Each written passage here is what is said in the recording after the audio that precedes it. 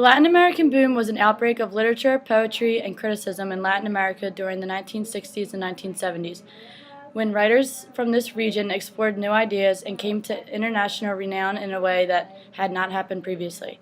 From a peripheral standpoint, Hispanic writers were able to grant Central and South American literature the fame and reputation that ultimately put it on par with Europe and North America.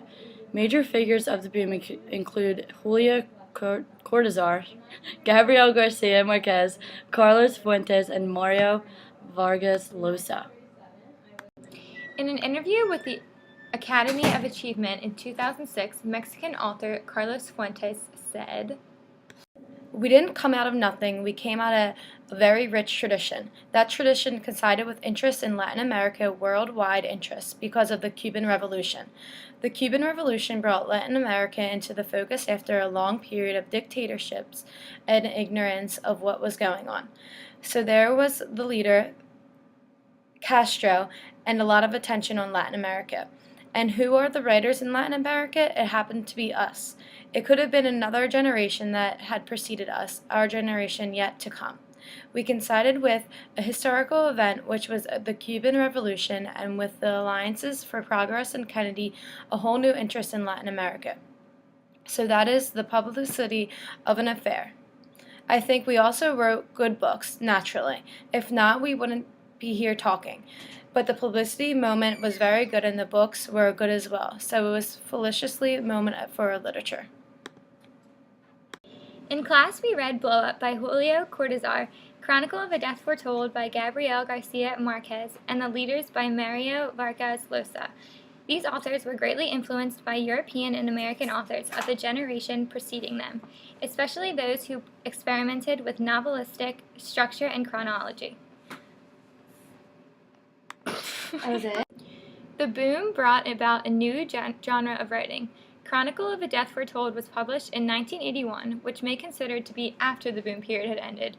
It clearly includes many of the aspects of that literary time. For example, this novel incorporates features of magic realism constantly through characters who practice the supernatural as well as several evil omens. Also, Garcia Marquez experiments with structure and fragmentation of two main characters of a boom novel. He is ahead of his time when he wrote this specific novel in that he anticipated the recent Latin American trend of writing about the working class. Authors of recent post-boom period often incorporate young lower-class characters in their novels. Marquez deals with the class struggles in Colombia using Santiago Nassar to represent the upper middle class. Chronicle of a Death Foretold was written before the themes of a class struggle become popular in Latin American novels, and is therefore an indication of the most recent Latin American literature.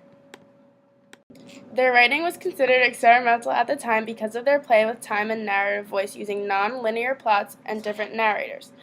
Their work doesn't make for an easy or quick read, but the exquisite prose, complex structure, and hefty motifs make it hard not to fall completely in love with the writing of these authors once one gets used to it.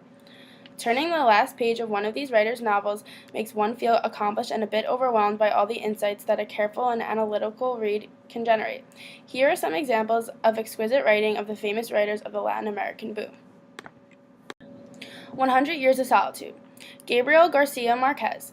This novel is often used as the poster child for magical realism, a style where fiction and reality become blurry and what is considered paranormal becomes ordinary. The novel tells the story of 7 generations in the same family from the fictitious town of Macondo. The reader gets to meet a lot of characters which reflect different aspects of Latin American history and society. The Death of Artemio Cruz by Carlos Fuentes provides an insightful glimpse into Mexican history and Mexican politics. Artemio lies on his deathbed remembering his past, which includes his participation in the Mexican Revolution.